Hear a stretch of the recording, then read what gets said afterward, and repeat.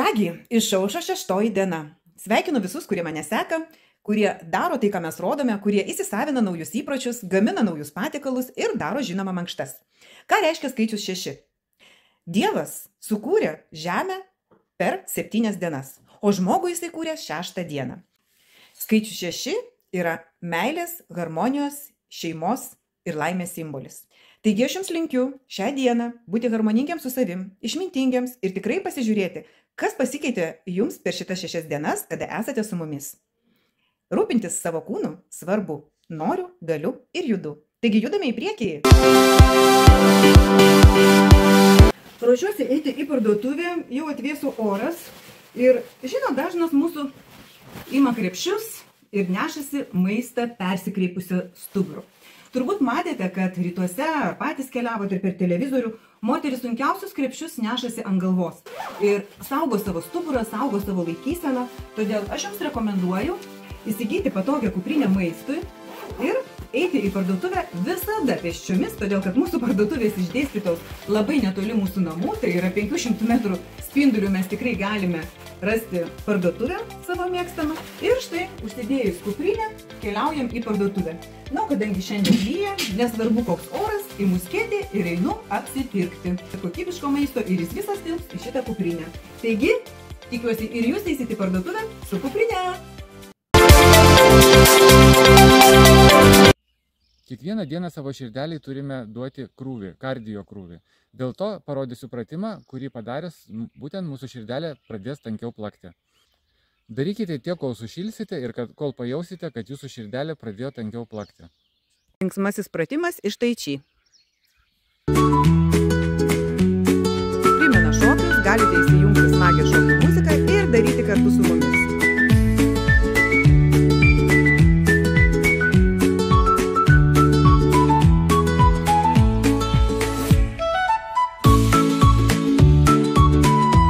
Šiandien jūsų užduotis nueiti 5000 žingsnių, pasivaikščioti ant kulnų, ant pirštų galų ir padaryti kardio pratimėlių. Būna dienų, kad ryte tiesiog nespėjai pasigaminti pusryčių, o pusryčiauti reikia. Aš parašiau receptą, kuris labai tiks ir aš jį šiandien pasigaminsiu iš vakaro, nes rytoj važiuoju į konferenciją. Linų sėmenys būtent mūsų širdeliai ir kraujagysliai sveikatai. Na, tai visi žino, kad jos turi omega 3. Be abejo, jos daug skaidulų turi ir gerina virškinimą bei gerina cholesterolį mūsų. Na ir fitocheminės medžiagos lignanai gali turėti priešvėžinį poveikį. Tačiau labai rekomenduoju pirkti ne maltų sėmenis, o kaip čia yra visi sėmenys, nes jeigu mes perkam maltų sėmenis, jie tiesiog jau būna oksiduoti ir praradę labai daug omega 3. Taigi, jeigu norit, kad linų sėmenys mažintų uždegimą, turėkit kavamolį ar kitą prietaisą, kuriuo susimalti. Obuoliai turi pektino, tai yra tirpios skaidulos, naudingos žarnynui, turbūt ir girdėjote tokį posakį, kasdien po obuolį po vieną ir daktaro nei vieno. Jos irgi, būtent obuoliai turi ir vitamino C, ir mūsų imunitetui padeda, ir labai naudingi diabetų turintiems žmonėms. Būtent obuoliai lėtina senėjimo procesus, todėl jeigu norite sulaikyti jaunystę už uodegos, jums šitas desertas arba maistas tikrai patiks. Bananas. Bananą šį kartą pasirinkau kaip tiesiog saldumo šaltinį, bet sako, kad jisai turi kalio. Na, norint gauti jo kalio kiekį, tiek, kiek mums reikia, reikėtų suvalgyti 12 bananų. Turiu godžių uogų, visada jų spintelėje turiu, tai yra ožerkšnio uogos, nes jos labai turi daug vitamino C, A ir geležies, labai mūsų kraujui geros, jūs vėl matot raudoną spalvą, labai naudingos regėjimui dėl karotinoidų. Ir jeigu ryte valgysit būtent pusryčius pavarstytus godžių uogytėmis, tai tikrai turėsit labai daug energijos visą dieną, nes jos stiprina gyvybingumą ir aišku, saugo mūsų ląsteles nuo senėjimo ir laisvųjų radikalų. Dar vienas omega 3 šaltinis mūsų širdžiai ir smegenų veiklai, tai yra čija sėklytės.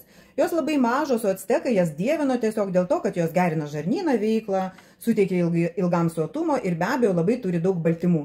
Ir kalcis magnis, kuris mums reikalingas kaulams ir raumenims.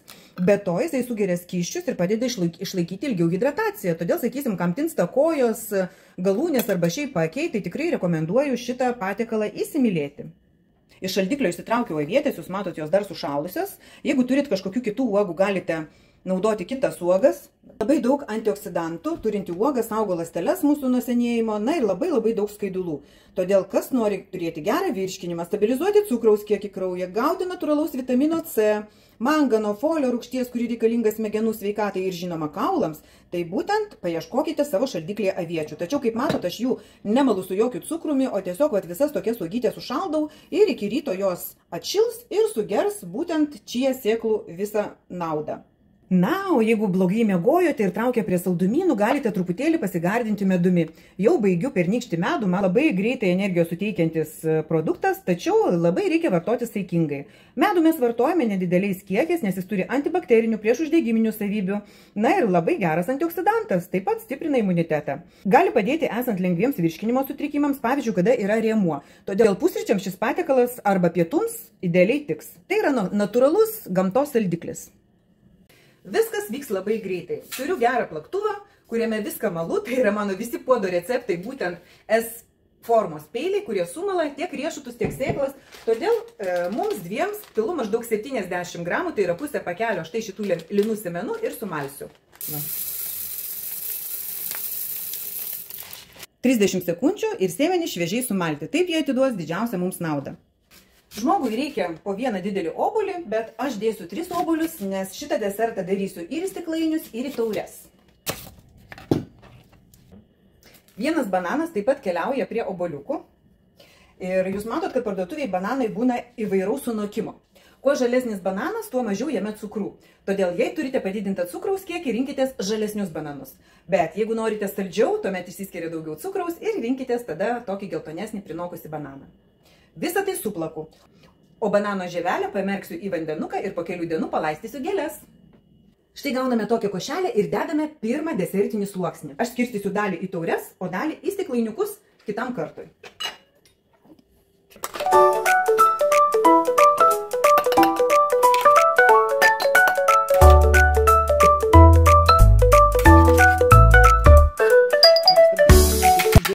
Antras sluoksnis bus uogytės su čija sėklomis.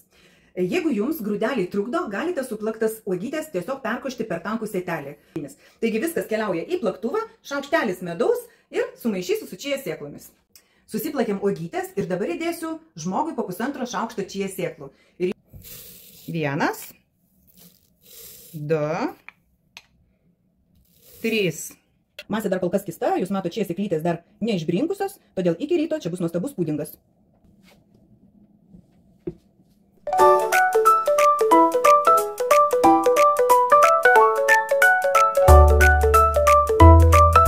Belieka tik pasigardinti. Šį kartą aš pasigardinsiu tik tai godžių uogytėm, bet jeigu jūs turite kokių anakardžių riešutukų, migdolų riešutukų, jeigu arba pistacijų riešutus, viskas galima tik į naudą.